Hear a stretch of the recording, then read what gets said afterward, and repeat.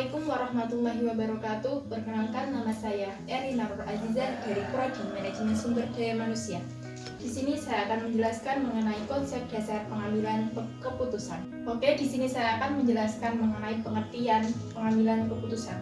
Menurut Harrison, pengambilan keputusan adalah suatu proses untuk mengevaluasi alternatif yang berhubungan dengan tujuan individu atau organisasi. Selanjutnya, pengertian pengambilan keputusan menurut Sawusu adalah suatu proses memilih alternatif cara bertindak dengan metode yang efektif sesuai dengan situasi. Jadi, dapat disimpulkan bahwa pengambilan keputusan adalah memilih satu dari berbagai alternatif yang tersedia, yaitu mengenai unsur-unsur pengambilan keputusan. Kita harus memperhatikan unsur-unsur apa saja dalam pengambilan keputusan. Ada 3 unsur-unsur pengambilan keputusan. Yang pertama yaitu tujuan dari pengambilan keputusan. Yang kedua, kita harus mengidentifikasi terlebih dahulu alternatif apa yang digunakan. Yang ketiga yaitu sarana atau alat yang digunakan untuk mengetahui hasil dari suatu pengambilan keputusan tersebut secara langsung. Oke, selanjutnya akan menjelaskan mengenai jenis-jenis pengambilan keputusan. Adapun jenis-jenis pengambilan keputusan sendiri ada 3. Yang pertama yaitu pengambilan keputusan secara strategis, yang kedua yaitu pengambilan keputusan secara taktis, yang ketiga yaitu pengambilan keputusan secara operasional. Yang pertama yaitu pengambilan keputusan secara strategis sendiri adalah pengambilan keputusan untuk menghadapi tantangan dan perubahan suatu lingkungan yang berjangka panjang. Biasanya pengambilan keputusan ini digunakan oleh para manajemen di tingkatan atas.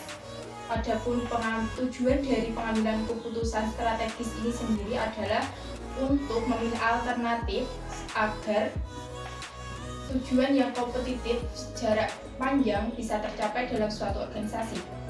Selanjutnya yaitu pengambilan keputusan secara taktis, yaitu pengambilan keputusan untuk mengelola sumber daya manusia dalam suatu organisasi. Biasanya pengambilan keputusan secara taktis ini digunakan oleh para manajemen di tingkatan menengah. Selanjutnya yang terakhir yaitu pengambilan keputusan secara operasional. Biasanya pengambilan keputusan operasional ini digunakan untuk kegiatan sehari-hari dan digunakan oleh para manajemen di tingkat bawah. Pengambilan keputusan secara operasional sendiri biasanya tidak harus memiliki atau tidak harus meminta izin kepada atasan dalam pengambilan keputusannya. Di sini saya akan menjelaskan mengenai faktor-faktor yang mempengaruhi pengambilan keputusan.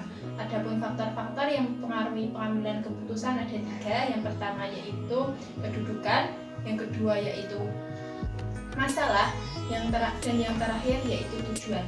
Adapun kedudukan yaitu dalam suatu pengambilan keputusan, kedudukan sangat berpengaruh dalam pengambilan keputusan karena dalam suatu organisasi yang biasanya yang mengambil keputusan adalah seorang pemimpin yang memiliki kedudukan yang paling tinggi.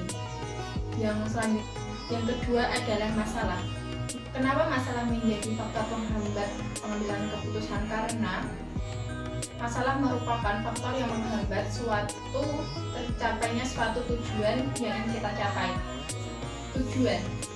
Kenapa tujuan menjadi faktor dalam mempengaruhi pengambilan keputusan? Karena tujuan dalam pengambilan keputusan yang diputuskan harus adanya suatu tujuan yang ingin kita capai, baik tujuan organisasi maupun tujuan individu. Oke, yang penjelasan yang terakhir mengenai tujuan pengambilan keputusan. Adapun tujuan dari pengambilan keputusan sendiri secara umum adalah bertujuan untuk memperoleh pilihan terbaik dari alternatif yang tersedia agar tujuan yang ingin dicapai dapat berjalan dengan baik.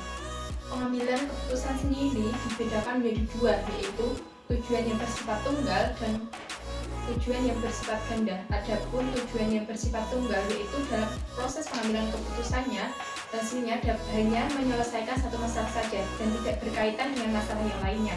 Sedangkan tujuan yang bersifat ganda yaitu suatu pengambilan keputusan yang dapat menyelesaikan lebih dari satu masalah. Sekian penjelasan saya mengenai konsep dasar pengambilan keputusan. Semoga penjelasan yang saya jelaskan bisa bermanfaat untuk kita semua. Apabila ada salah-salah, saya mohon maaf. Sekian dari saya Erina Nur Azizah. pamit undur diri. Wassalamualaikum warahmatullahi wabarakatuh.